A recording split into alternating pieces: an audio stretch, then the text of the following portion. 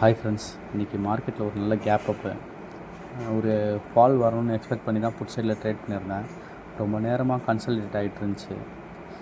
SL தான் hit ஆகும்னு நினச்சேன். பட் ஆனால் வந்துட்டு மார்க்கெட்டில் எக்ஸ்பெக்ட் பண்ணபடி ஃபால் வந்துருச்சு. நம்மளோட ரேஷியோ பார்த்திங்கன்னா 1:1 இன்றைக்கி. பட் 1000 ருபீஸ் ஸ்டாப் லாஸ் வச்சுருந்தேன். 1000 ருபீஸ் வந்துட்டு ப்ராஃபிட் வச்சுருந்தேன். நம்ம கேபிட்டலும் ரொம்ப ஸ்மால் சைஸ் தான். அதையும் காட்டுறேன் பாருங்கள். நான் ஒரு ப்ளூ கலர் லைன் ட்ரா பண்ணியிருக்கேன். அது வரைக்கும் வந்துட்டு போகணுன்றது எக்ஸ்பெக்டேஷனு.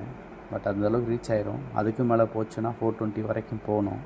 பட் மார்க்கெட் ஒரு புல்லிஷாக இருக்கனால வந்துட்டு ஆப்ஷன்ஸ் அந்தளவுக்கு வந்துட்டு புட் சைடில் ரெஸ்பான்ஸ் பண்ணலை. பார்த்தீங்கன்னா அது ரிவர்ஸ் ஆகிட்டு இருந்துச்சு. அதை நான் மார்க்கெட்டில் வந்துட்டு கட் பண்ணிட்டேன். அதையும் நீங்களே பார்க்கலாம். இது ஆல்ரெடி நம்ம போட்ட பேட்டர்ன் தான். ஒரு நல்ல ஃபாலு, ஒரு கன்சல்டேஷன், திரும்ப வந்துட்டு ஒரு ரெக்கவர் ஆகுன்றது தான். அதே பேட்டர்னில் தான் இன்றைக்கும் வந்துட்டு நம்ம ட்ரேட் எடுத்திருக்கோம். அது நீங்களே பார்க்கலாம். ஆனால் 1:0.5 தான் நம்மளால் ப்ராஃபிட் புக் பண்ண முடிஞ்சிச்சு. நம்ம டோட்டலாக ஓவராலாக பார்த்தோன்னா 4500 கிட்ட ப்ராஃபிட்டில் இருக்கும். இது நம்மளோட கேபிட்டலும் ரொம்ப கம்மி. பார்க்கலாம் ஃப்ரெண்ட்ஸ் இதுக்கப்புறம் வந்துட்டு லாஸ்ட் ரெக்கவர் பண்ண முடியுதான்னு. வேறு எதுவும் சார்ட் பற்றி வேணும்னா சொல்லுங்கள், கமெண்ட் பண்ணுங்கள், அனலைஸ் பண்ணி போடுறேன்.